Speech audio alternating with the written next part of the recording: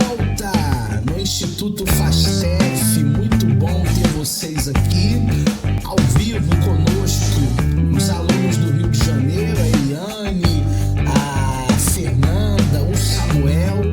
Daqui a pouquinho mais gente vai estar chegando ao vivo. E você que está assistindo essa aula gravada, bom dia, boa tarde, boa noite. Não importa o horário que você esteja assistindo, espero que hoje você receba conhecimento avançado. Hoje nós estaremos na aula de número 4, finalizando esse módulo de introdução à sociologia, e tem muita coisa para nós conversarmos. Sociologia é o estudo, a ciência do homem em sociedade. Por que determinadas civilizações, sociedades se comportam como se comportam? Por que existem pessoas que agem como agem?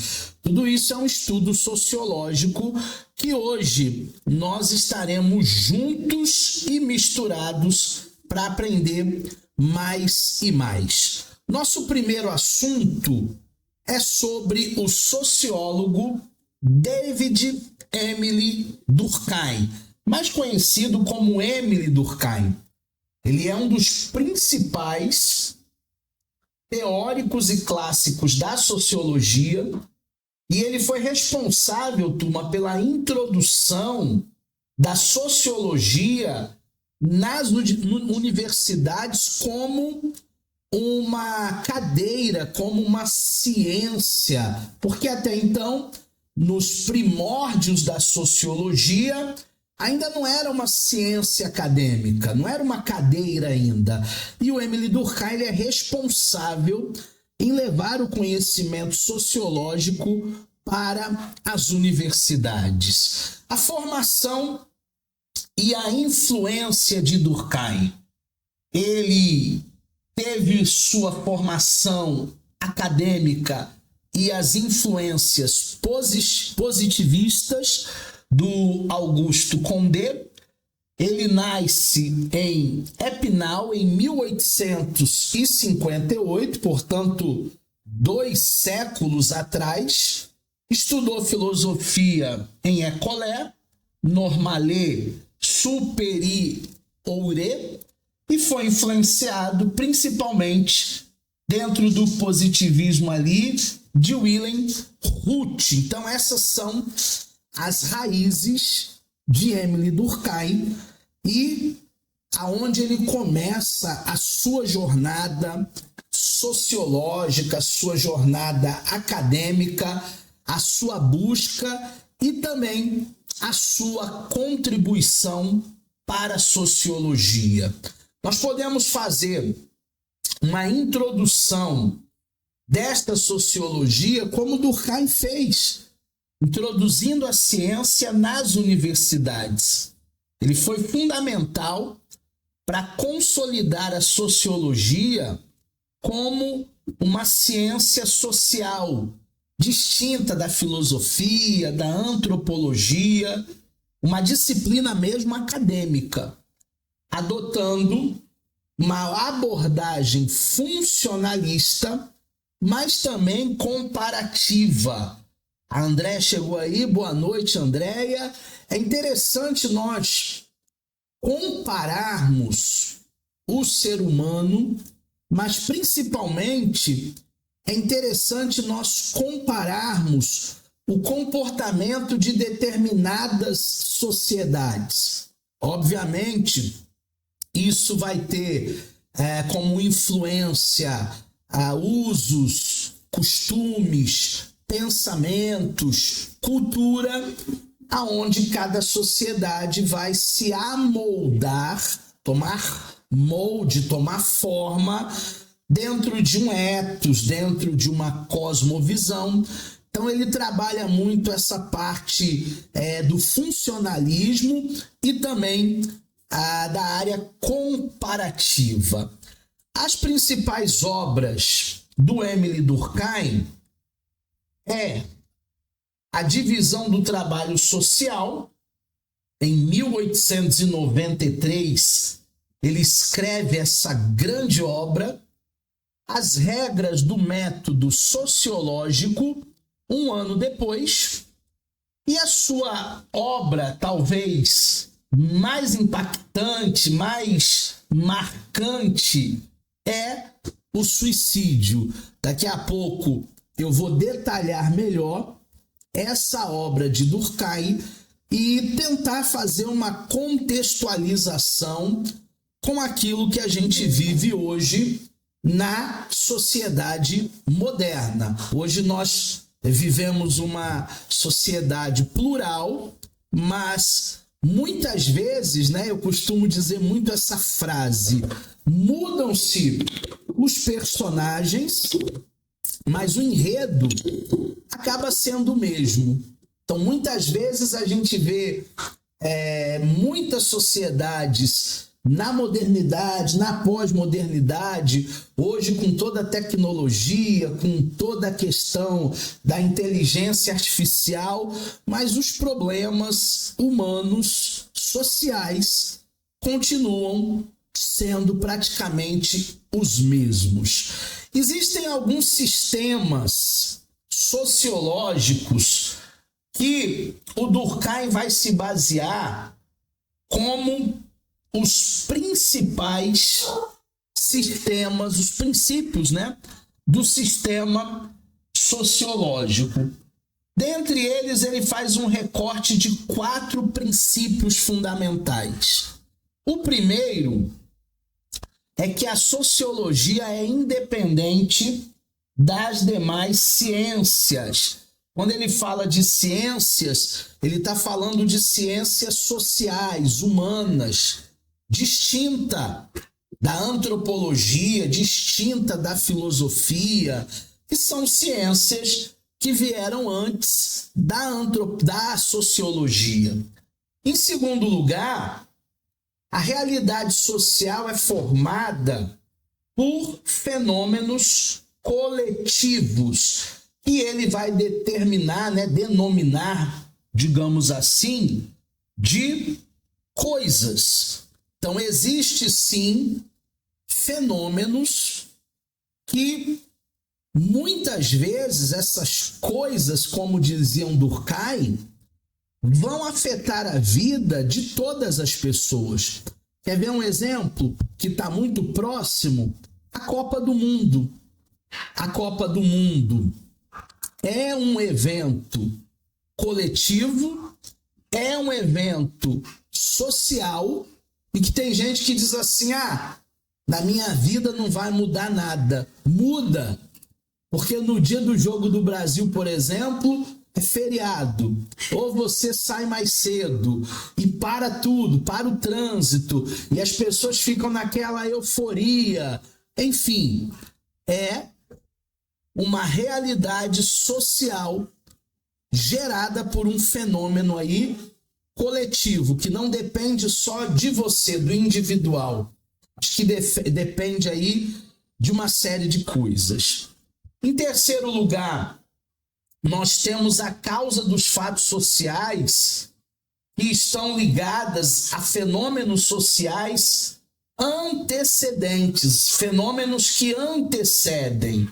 Então, existe uma causa e eu posso explicar essa causa através de um fenômeno social. Então, existe, por exemplo, um feriado. Na realidade, vários feriados, né? No Brasil. Feriado da Semana Santa, por exemplo, da Páscoa. E até mesmo aqueles que se dizem não cristãos ou ateus vão ter um dia livre de feriado, de Páscoa, de Sexta-feira da Paixão. São esses fatos sociais, são esses fenômenos sociais que vão anteceder. Fatos sociais são exteriores aos indivíduos. Como eu disse, forma uma realidade específica que nós estamos vivendo, que nós estamos passando, mas que não dependem de nós. Existem coisas que estão muito além da nossa alçada. Existem coisas que nós não determinamos. E se não determinamos, e se não podemos fazer nada para mudar, então a gente acaba se enquadrando como sociedade. Vamos falar sobre a divisão do trabalho e a solidariedade. O Émile Durkheim, como teórico da sociologia, ele também fala sobre uma divisão de trabalho. Ele também fala de solidariedade. Seria tão bom se no ambiente de trabalho, onde você passa 8 horas por dia, 10 horas por dia, se cada pessoa se ajudasse, se cada pessoa complementasse aquilo que você verdadeiramente coloca ali como atividade, como objetivo, como propósito.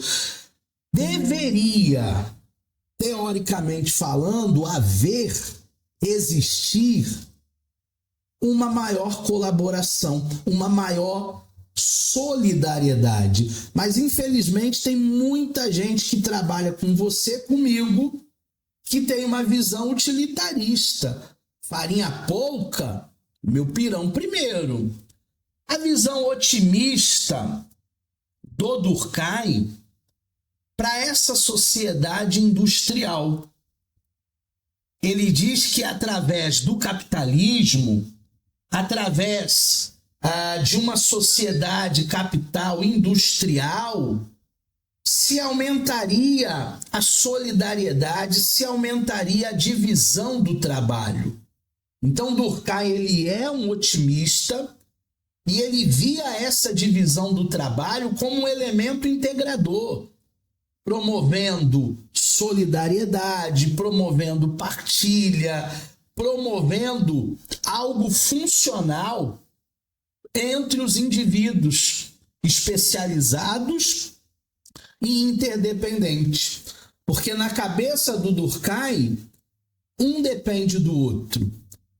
Dentro de uma engrenagem, de uma empresa, de uma indústria, todos são importantes. Desde a tia que serve lá o cafezinho, ao porteiro, até o vice-presidente, o diretor, o presidente, até o CEO, o CFO, todos são importantes dentro dessa engrenagem. Então ele não é um pessimista quanto ao capitalismo. Ele é um otimista, ele vê com bons olhos essa divisão do trabalho. Ele vê com bons olhos se cada membro da sociedade fizer a sua parte, for um profissional especializado, passando a depender um do outro. Origem e evolução da divisão do trabalho, densidade moral e também integração social.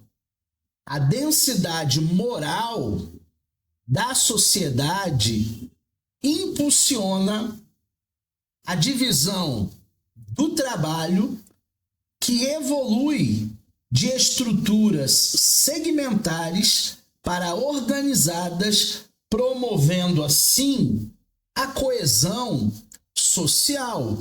Quando existe uma densidade moral, quando existe uma integração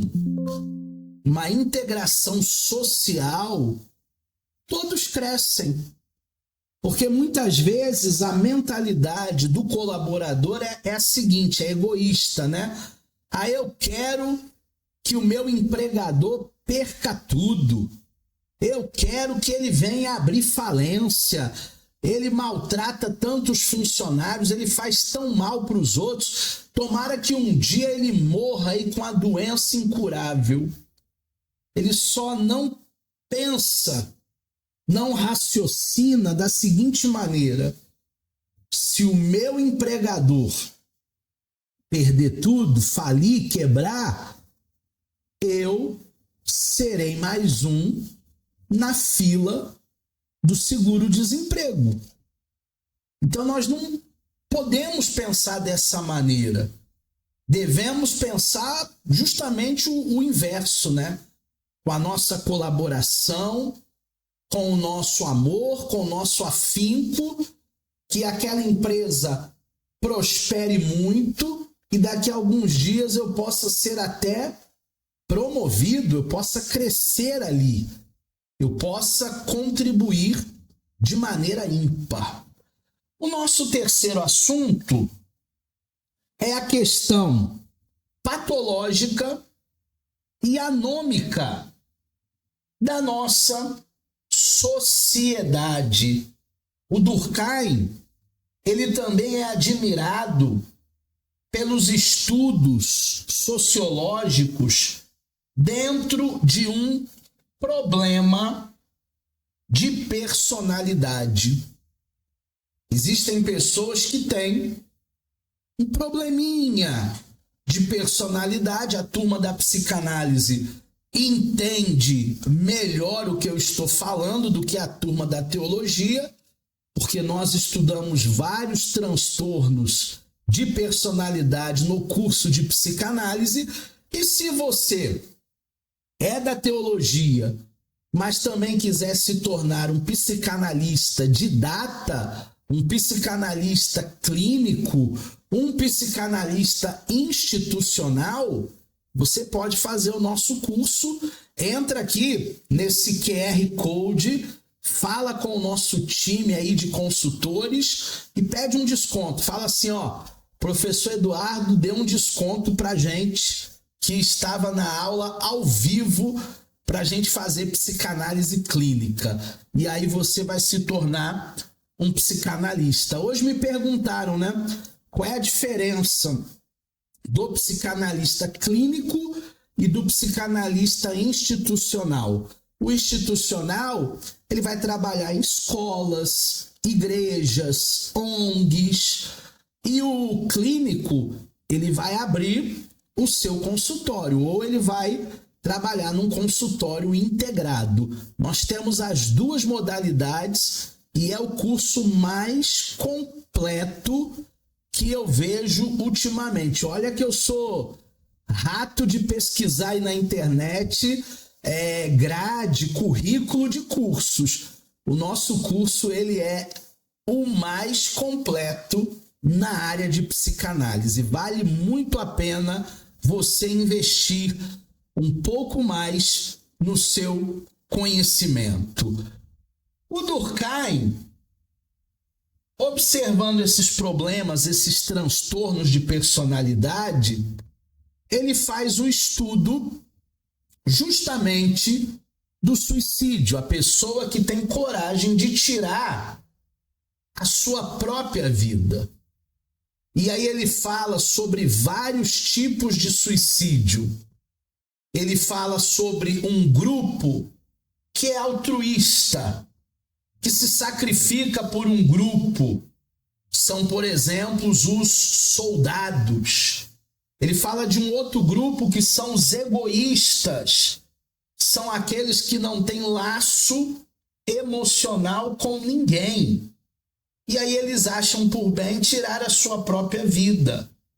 Mas também tem o anômico, que é aquele que não quer mais seguir as regras, não é aquele que não quer mais seguir as normas constituídas aonde ele vive. Ele quer quebrar todas as regras. Por isso que ele tem coragem de sair dirigindo um carro a 180, 200 por hora. Ele vai se matar e o pior, ele pode matar outras vidas também. Já o egoísta é aquele que não vê mais sentido para viver. É aquele que começou a viver de uma maneira vazia. Não há um objetivo maior, não há um alvo maior.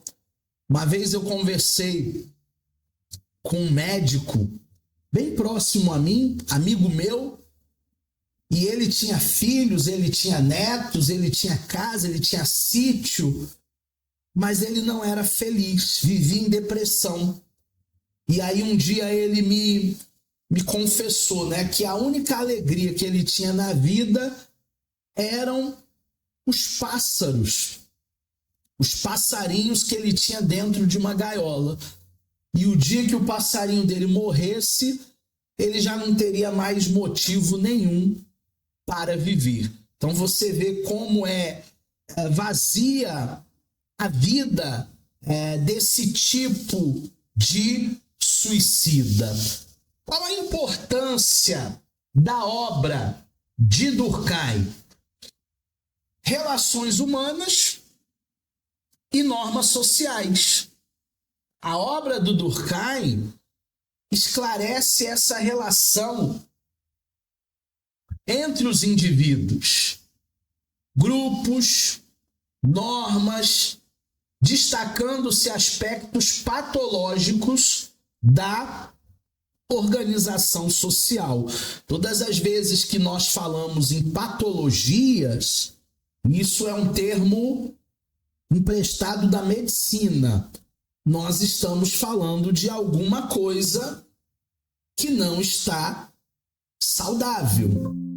Dentro da sociologia, que é o nosso tema hoje, a sociedade, a organização social, parece que há muito tempo tem adoecido e o Estado tem ficado a cada dia mais grave.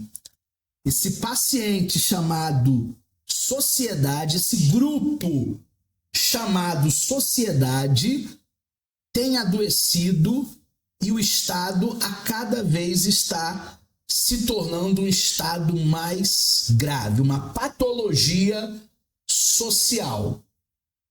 O método de estudo da sociologia, o Durkheim, na sua obra de 1894, ele vai falar sobre as regras e o método sociológico. Professor, o que é o método sociológico?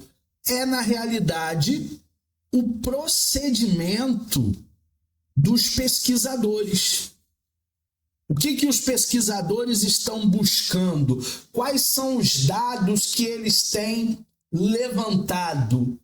O que eles estão preocupados ali com o fenômeno? Então, são regras metodológicas, regras básicas. É a análise dos fatos, é a análise dos dados, das planilhas, como as coisas, como os eventos, como o bicho-homem. O pesquisador deve tratar esses fatos sociais como objetos exteriores que não dependem de nós apenas, mantendo neutralidade, objetividade para garantir a ciência. Neutralidade é uma coisa que hoje a sociedade fundamentalista, a sociedade que se tornou, infelizmente, extremista, não tem tido mais. Porque tem muita gente que diz, se você usar uma camisa vermelha, você é da esquerda. Agora, se você usar uma camisa verde e amarela, você é da direita. E aí famílias estão se desintegrando, pessoas estão cortando relacionamento com amigos só por uma opção política, só por uma preferência, talvez sexual, uma orientação.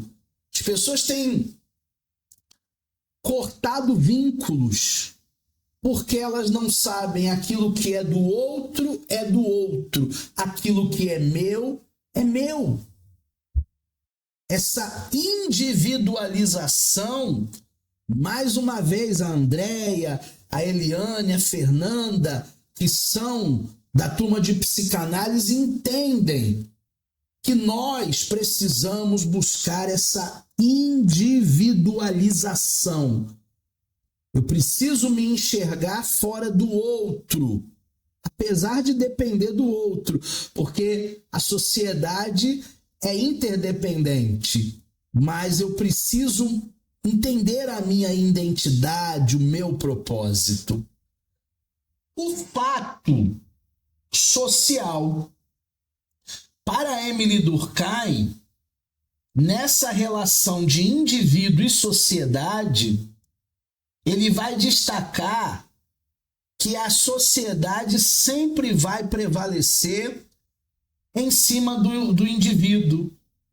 A sociedade será sempre a autora, com um conjunto de regras, ações, pensamentos, sentimentos. Não existe apenas tudo isso que eu falei dentro do próprio indivíduo. O indivíduo não nasce com esses valores, esses sentimentos, esses pensamentos. O indivíduo, ele é construído exteriormente. Nós somos construídos, nós estamos em construção. E a sociedade nos influencia demais. Relação indivíduo-sociedade. Sociedade como um conjunto de normas externas. Sociedade formada por normas, por regras que existem fora da consciência individual e que orientam o comportamento coletivo. Quer ver uma coisa? Quando você era pequenininho, você não atravessava a rua sem antes dar a mão para o teu pai e para tua mãe. Quem falou para você que era perigoso atravessar a rua? Quem te ensinou que tinha que olhar para os dois lados se estivesse sozinho? Quem ensinou você que tinha que dar a mão para alguém adulto mais velho? Isso é uma construção de uma sociedade em conjunto, com normas, com regras, com valores, com preceitos, com pensamentos. Eu costumo dizer para os meus alunos de teologia, Samuel já deve ter ouvido eu falando, por que somos cristãos? E aí tem gente que vai trazer um bocado de coisa dentro dessa explicação, né? Ah, eu sou cristão por causa disso, eu sou cristão por causa daquilo. Não! A explicação sociológica é: nós somos cristãos porque nós nascemos num país cristão. Porque se a gente tivesse nascido num país muçulmano, lá no norte da África, lá no Oriente Médio, provavelmente nós seríamos islamistas. Simples assim, turma. É uma influência da sociedade, principalmente brasileira, que é um país em maioria cristã. Lembrando que os católicos também são cristãos.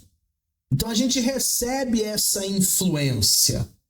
Os exemplos e a transmissão das leis. Os bons exemplos dos nossos pais, avós, avós, com leis, com normas coletivas. Eu não sei você, mas uma vez, eu era criança ainda, eu cheguei em casa com uma caneta na mochila que não era minha, a minha mãe me disse: devolva. Amanhã de manhã. Ah, mas o meu coleguinha me emprestou. Devolva. Eu não quero nada do que não é seu, aquilo que eu comprei na sua mochila. São normas, são valores, leis que são criadas coletivamente, que são transmitidas entre gerações, passa de pai para filho, exigindo obediência sob pena de punição. Porque os antigos eles puniam mesmo. Hoje a sociedade está vivendo uma inversão de valores onde filhos estão querendo falar mais alto com o pai, com a mãe, esquecendo-se que eles são filhos. Há uma inversão de valores onde os filhos se tornam reféns dos seus pais. O filho achando que é o melhor amigo do seu pai. Não. O filho precisa saber que ele não é o melhor amigo. Ele é filho. Ele deve respeito, obediência. Não é pelo medo, não. Mas é pelo temor, é pelo respeito à autoridade da mãe, à autoridade do pai. Características do fato social. Esses fatos sociais, eles têm algumas características básicas, algumas características sociológicas que a gente precisa prestar atenção. A identificação dos fatos sociais. Quais são as 3 características básicas? Gerais, exteriores e coercitivas. Na geral, nós temos a generalidade que é comum a todo um grupo, a todos os membros do grupo. Por exemplo, se você é um cristão, você tem uma Bíblia em casa. E se na sua casa moram mais do que uma pessoa que são cristãos, tem mais do que uma Bíblia. É um princípio, é um fato social geral, comum a todo esse grupo cristão. Exterioridade independe da vontade individual, da vontade do indivíduo. Consiste na realidade em normas, em ideias, em regras que são criadas pela coletividade, que já existe fora de mim, fora de você, antes do dia do seu nascimento. Quando você nasceu, o sinal vermelho já era pare. O sinal verde já era siga. O sinal amarelo ou laranja já era atenção. Antes de você nascer, já havia esse princípio de trânsito, para que não acontecessem mais acidentes. Ah, mas hoje eu quero mudar o sinal verde para azul. Não faz sentido, não vai conseguir. Eu quero mudar o sinal vermelho para rosa.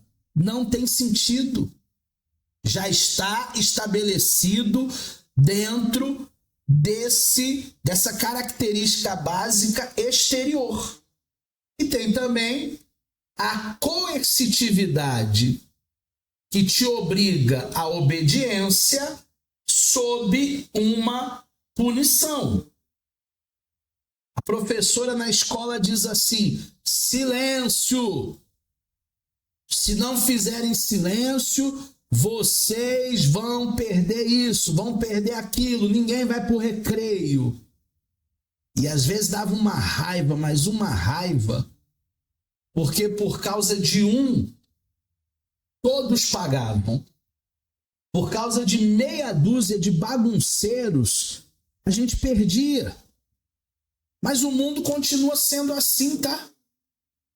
Muitos benefícios foram perdidos dentro da sociedade porque as pessoas não souberam aproveitar. Para quem são as leis? As leis são para os transgressores. Se eu transgredir a lei, eu vou ser punido, eu vou pagar. Se eu trafegar numa via que é 60 por hora e eu coloco na mesma via ali 100 por hora, vai chegar a multa lá em casa, eu vou pagar a multa. Isso é coercitividade. Eu estou obrigado a fazer alguma coisa, andar naquela via dentro da velocidade, senão eu sou passível de uma multa.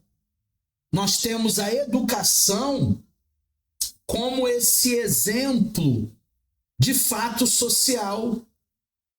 A socialização através da transmissão cultural.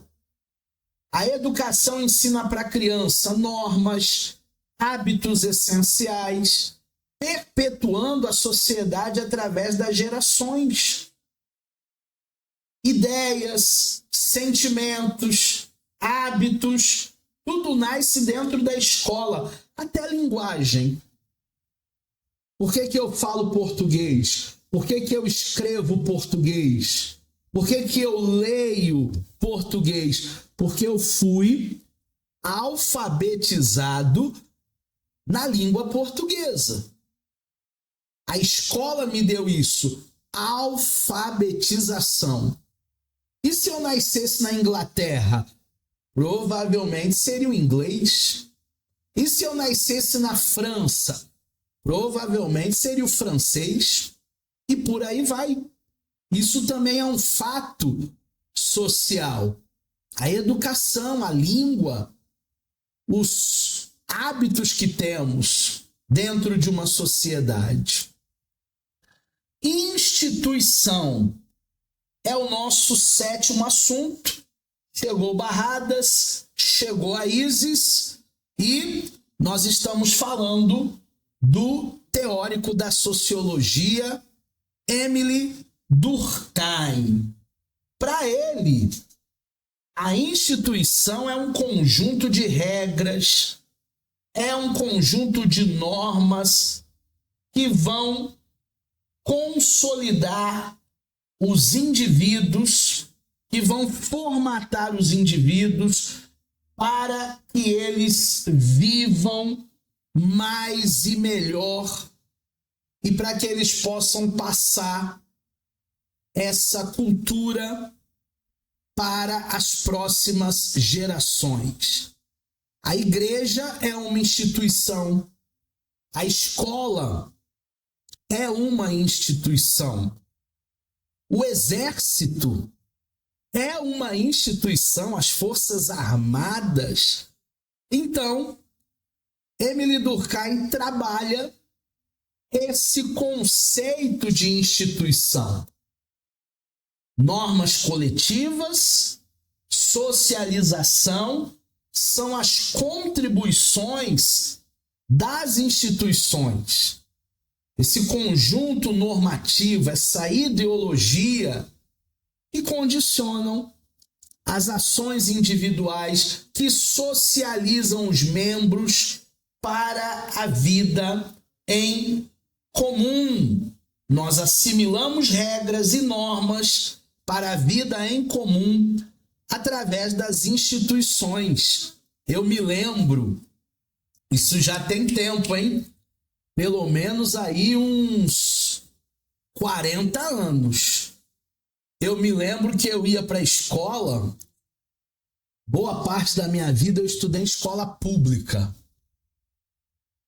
E eu queria comer 2 vezes, porque na minha época a merenda era muito gostosa, a comida era muito gostosa. Eu não era tão gordinho não, mas eu queria comer. Mas havia uma regra, havia uma norma que não podia repetir. Nem quando era arroz doce, nem quando era arroz doce. Porque se alguém repetisse uma, duas, três, quatro vezes, se isso fosse liberado, talvez alguém poderia ficar sem. A questão da fila, um esperar pelo outro, também é uma questão normativa, também é uma questão de socialização. Então, eu acho que a gente fez um recorte nessa primeira parte da aula muito salutar sobre a vida, sobre a obra de Émile Durkheim. Nessa segunda parte, nessa continuação da nossa aula de hoje sobre introdução à sociologia, vamos falar do Max Weber, ou Weber, a formação e a trajetória desse segundo teórico da aula de hoje. Ele se tornou um dos sociólogos e economistas mais importantes da Alemanha no final do século XIX e no início do século XX.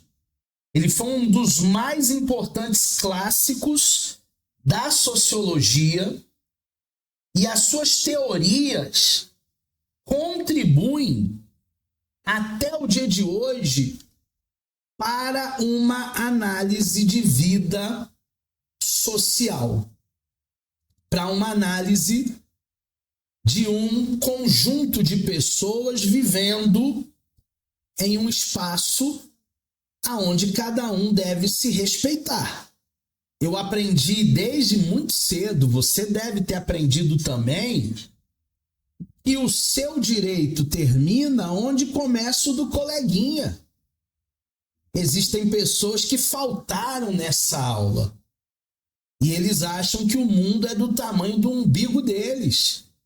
Quando eles batem o pé como crianças mimadas, todos os súditos têm que fazer o que ele quer naquela hora.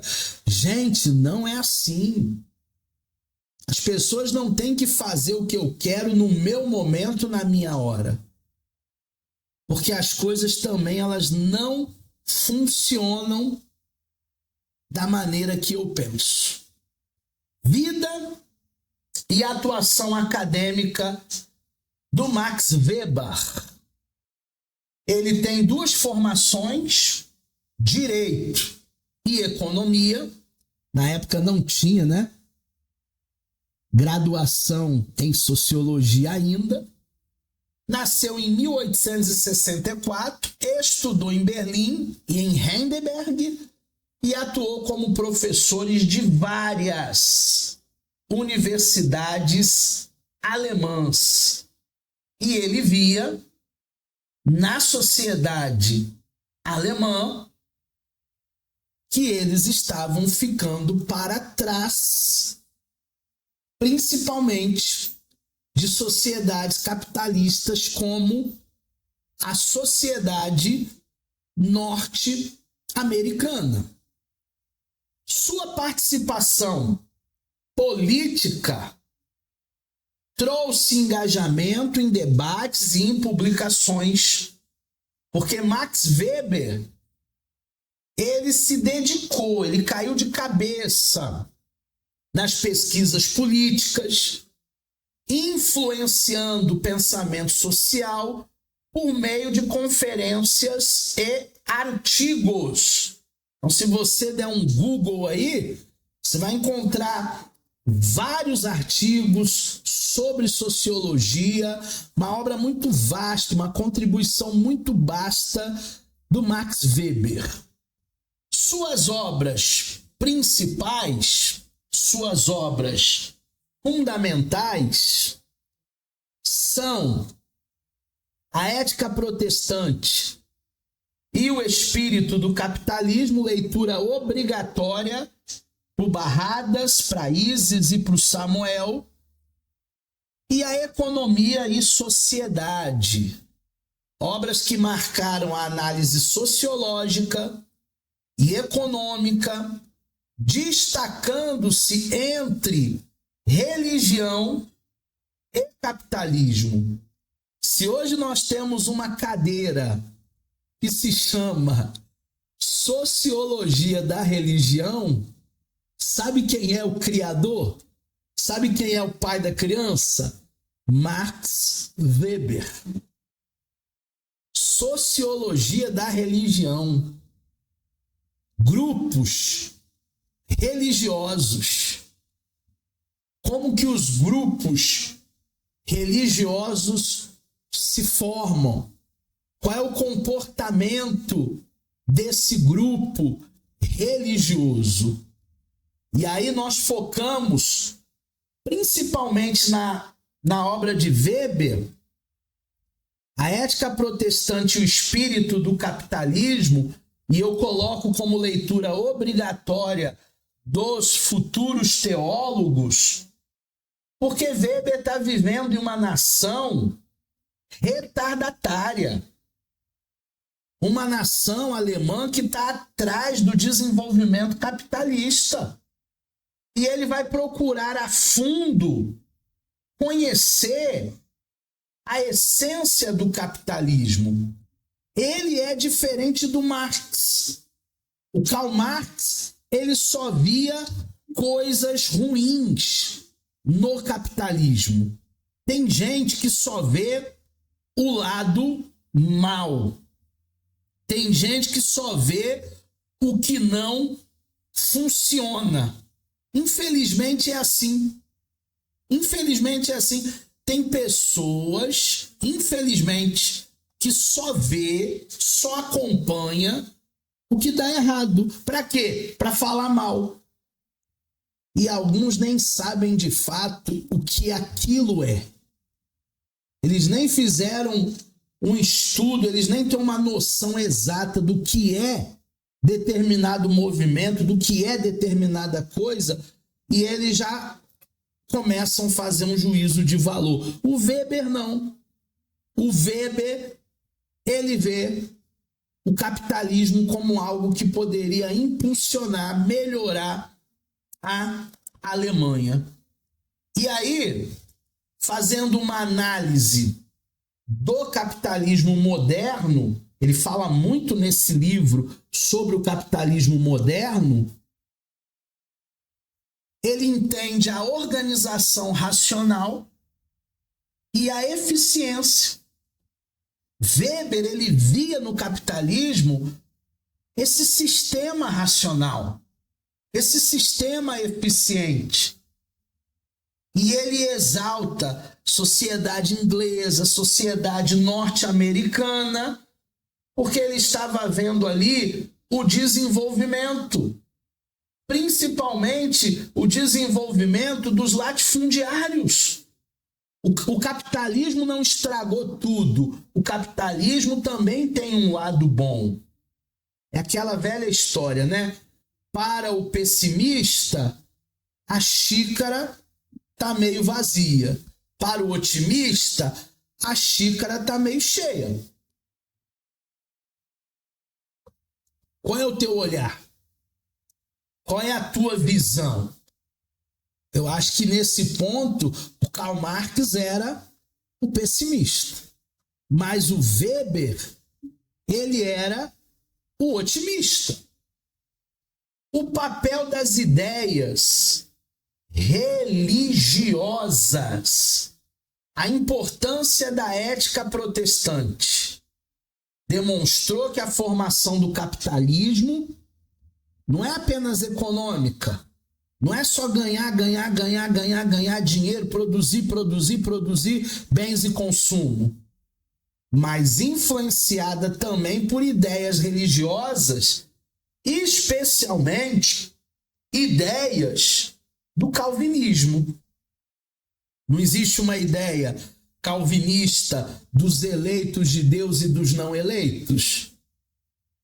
Quem seriam os eleitos? Talvez uma classe mais abastada, uma classe que tem condições de estudar, de ler, de escrever, de ter a sua formação acadêmica. Quem seriam os não eleitos? Aqueles que não tiveram nenhum tipo de oportunidade na vida? Uma vida que o sol não brilhou para ele? Então, bebendo um pouco da fonte calvinista, Weber ele vê essa influência da religião. Sociologia da religião, eu não disse que ele é o pai? Os estudos que ele reuniu sobre essa sociedade religiosa, influenciada pela religião.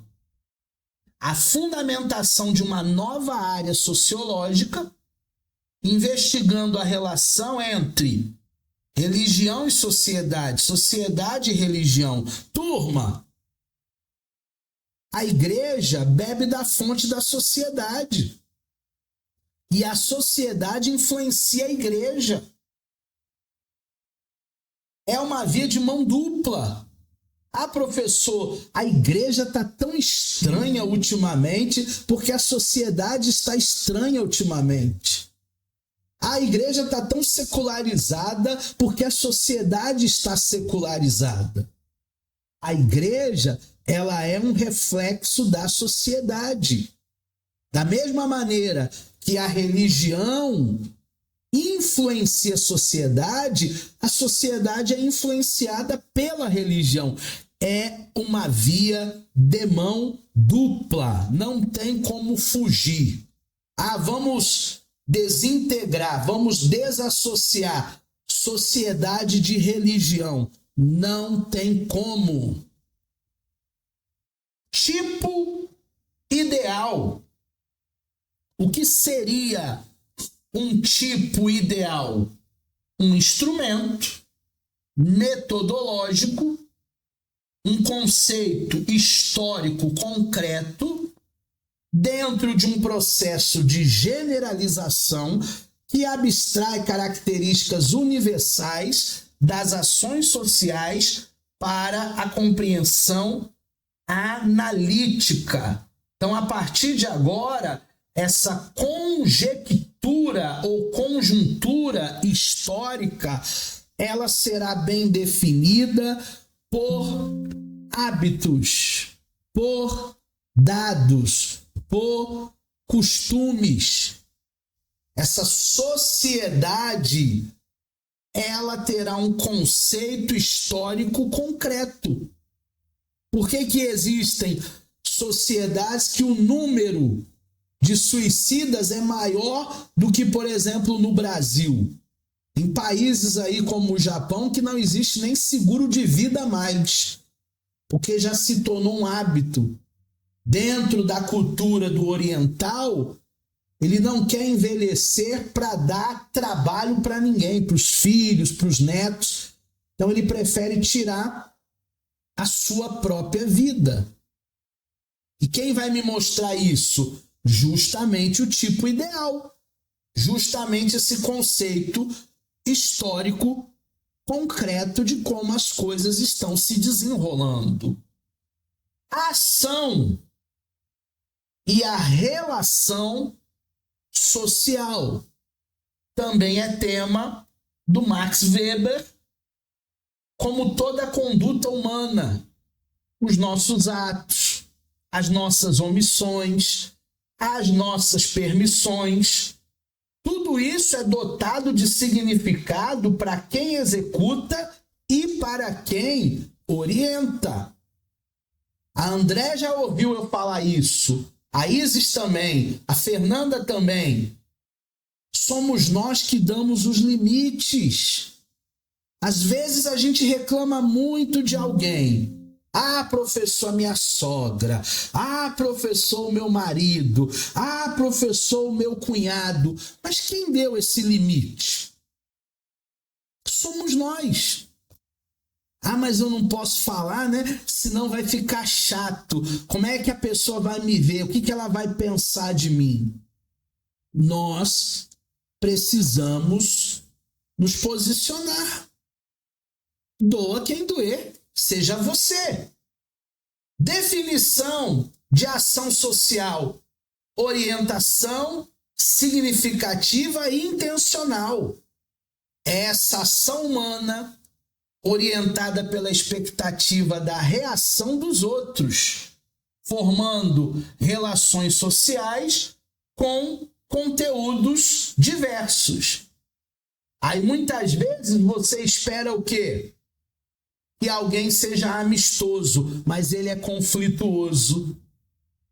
Você espera o quê? Que alguém seja amável, mas ele é hostil. Você espera o quê? Que ele seja amigo, mas ele é inimigo infiltrado, invejoso. Muitas vezes você espera cooperação, mas o que a gente vê no ambiente de trabalho? Competição. Então são essas ações do outro. Quando falamos, por exemplo, em amor platônico, atração sexual, às vezes esse sentimento só está no outro, não está em você. É o chamado amor não correspondido. Aquele amor, colegial, aquele amor da escola que você se apaixonava toda semana por alguém. Mas só você mesmo pensava naquilo. Mas a outra parte nunca, mas nunca pensou. Era um amor platônico. Tipos de relações sociais. As relações elas podem ser transitórias, assimétrica e simétrica. As relações elas podem variar dependendo da reciprocidade dos envolvidos. Então, quando há uma transitoriedade, quando as relações elas não duram muito tempo, é porque é uma pessoa que você viu que não vale a pena. Você até tentou comer um cachorro quente, comer um hambúrguer, você até tentou frequentar a casa dele, ele frequentou a sua casa, mas essa amizade não durou muito tempo, foi transitória, foi assimétrica, porque a pessoa não tinha nada a ver com o seu propósito de vida. Agora, existe também uma relação social simétrica, duradoura. Existe uma relação social, amigos de verdade, que correspondem às suas expectativas, que se cria uma afinidade. A Bíblia até diz que tem amigos mais chegados do que irmãos. Talvez você se dá melhor com um amigo do que com teu próprio irmão, a tua própria irmã biológica. Ele te entende melhor do que alguém da tua família. É essa simetria nas relações pessoais. O nosso penúltimo tema, para essa aula não ficar muito grande, senão a turma dorme. Eu estou desconfiado que essa turma está dormindo, hein? Ninguém com a câmera aberta, todo mundo com... Barradas abriu a câmera rapidinho. Eu estou desconfiando que a turma está dormindo, ninguém com a câmera aberta. O Samuel abriu também, ufa! Estão aí ligadinhos, estão ligadinhos. A ação social, para o Max Weber, faz com que a sociologia seja uma ciência que procure compreender e interpretar também essas ações grupais, explicando as causas, explicando o sentido, explicando os efeitos, por que determinado grupo faz o que faz. Alguns anos atrás, se eu não me engano, 1978, havia um líder religioso chamado Jim Jones, ou Tim Jones, negócio assim, e ele propôs que todo mundo deitasse em beliches, um grande número, todo mundo deitasse em beliche, ingerisse um líquido e passasse dessa vida para pior, que não foi para melhor, não. E ele conseguiu entrar na cabeça das pessoas. Eu não posso julgar aqui se eram pessoas fracas, mas foram influenciadas pelo grupo, tomaram aquele líquido e foi um dos maiores suicídios coletivos que nós temos informação aí. Outros grupos já fizeram a mesma coisa, mas esse ficou marcado, foi um dos maiores. O objeto da sociologia para o Weber é essa compreensão interpretativa das ações sociais. A sociologia buscando entender a ação social, a ação do grupo, para explicar os sentidos, os efeitos, focando o agente individual. Não é algo exterior, superior aos indivíduos. É toda uma sociedade recíproca, como eu acabei de falar aqui do líder religioso Jim Jones, que acaba influenciando toda uma sociedade religiosa. Sociedade como um conjunto de ações, nós temos as relações sociais e a comunicação, a sociedade sendo compreendida por essas ações individuais relacionadas, sendo a ação social aquela que traz orientação para os outros. O ser humano, cada um de nós, tem uma necessidade de pertencimento. Eu falei isso na última aula de neuropsicanálise. Nós temos uma necessidade de pertencimento. Então, nós vamos nos aliar a determinados grupos, a determinadas pessoas, porque a gente tem essa sede, tem essa necessidade de pertencer àquela trupe, de pertencer àquele grupo. E, por último, tipos de ação social. O Weber ele vai afirmar que nós podemos pensar em diferentes tipos de ações sociais, agrupando de acordo com o modo pelo qual esses indivíduos se orientam em suas ações. E aí ele classifica as ações sociais em pelo menos 4. A primeira é a tradicional, a ação tradicional é o costume, é o hábito que foi arraigado, que foi adquirido. Existem pessoas que têm hábito de comer feijoada todo sábado, é um hábito. Existem pessoas que têm o costume de ir para a igreja todo domingo. Não pode ser segunda, não pode ser quarta, não pode ser quinta. Tem que ser domingo. É uma ação tradicional, um costume. Também tem uma ação afetiva, aquela determinada pelos nossos afetos ou pelos estados sentimentais. Se eu estou bem, vou fazer aquilo. Se eu não estou bem, não vou fazer isso. É uma ação social que depende do meu estado de espírito, depende do meu humor. Temos uma ação racional em relação a valores no sentido de crenças, tá, pessoal? É essa consciência de um valor importante, independente do êxito, do sucesso, desse valor na realidade. Então é a crença.